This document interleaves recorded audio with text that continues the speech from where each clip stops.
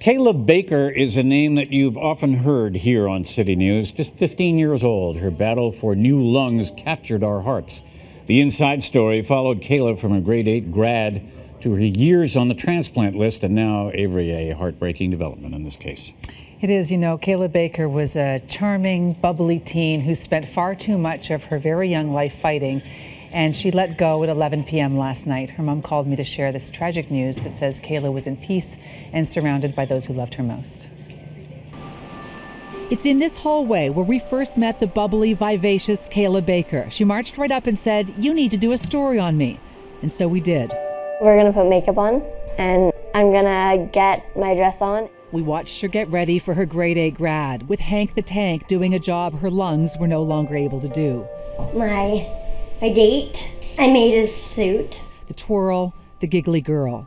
All I can think about in my mind is a song where it's like, I'm so excited, I just can't hide it. The microphone goes to Kayla Baker. So positive, so full of hope, comparing the wait for new lungs to a perpetual Christmas Eve. I picture it like it's on Christmas Eve and you're waiting for Christmas to come and you're like so excited, oh my gosh, and you're just waiting and waiting and waiting. Just 15 years old, she became an activist for organ donation. As pulmonary fibrosis tried to steal her breath, Kayla stole our hearts as she delighted in her dreams of life with new lungs. Oh, that's gonna be fun. I can't wait to play sports again. I can't wait to stand up in the shower.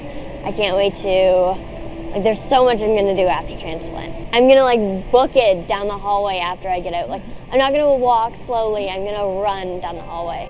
After 2 long years on the waiting list, last April her wish was finally granted. Only one lung could be transplanted, but it appeared to be a success. 100 days after transplant, Kayla shared the painful, intensive physio. Okay, let's do some kicks. Trying to free her body from the machines still needed to keep her alive. Oh. Bring your hips under. She's dancing. And then she invited us back to join her and her boyfriend Dylan as they went to the Sick Kids prom last summer. Cheese. Cheese. Shortly after that prom, in a cruel twist, cancer and fibrosis attacked the new lung. Kayla was told last month she would never leave the hospital. Kayla's mom Susan says her daughter cried and then got ready for Christmas. On January 1st, a strep infection sent Kayla's heart rate up. Her fever spiked too. And then at 11:17 last night, Kayla's brave battle for breath ended peacefully. Her mother says, surrounded by her family, boyfriend Dylan, and her very best friend Ashley. Kayla Baker, may you rest in peace. Now, because Kayla was so sick, her wish to be able to donate her own organs was not fulfilled. Her mom does tell me, though, that she will be helping save future patients because her body has been dedicated for research. It was just about a year ago when I was standing in the lobby at Sick Kids Hospital with Steve Bourne, the cameraman, and up she walked and said, "Look, I need help. I need a double lung transplant." I could not do the story at the time. My plate was full, but I said to you, do you think you would like to handle this story? And you did, and of course the rest is history.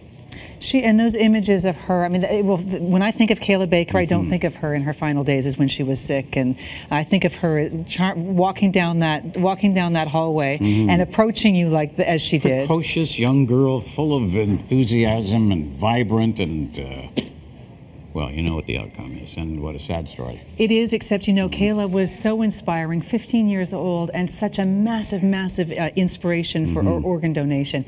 Beadonor.ca. Kayla was not able to donate. She was a recipient of one lung, and she would really want you to go onto that website and sign yourself up, because there are far too many people who aren't surviving because we're too scared to sign it or too lazy to sign up for organdonor.ca. Yeah, that's one thing we need to get people to think about. Go online and find out how to do it. Takes 2 seconds. And we are reposting all of the inside stories. We did a number of them on Kayla, and they will be on our website. As well, we have a link to our website for how you can reach out to the family with your condolences and support. This family needs support. I encourage you to do that. That's at citynews.ca.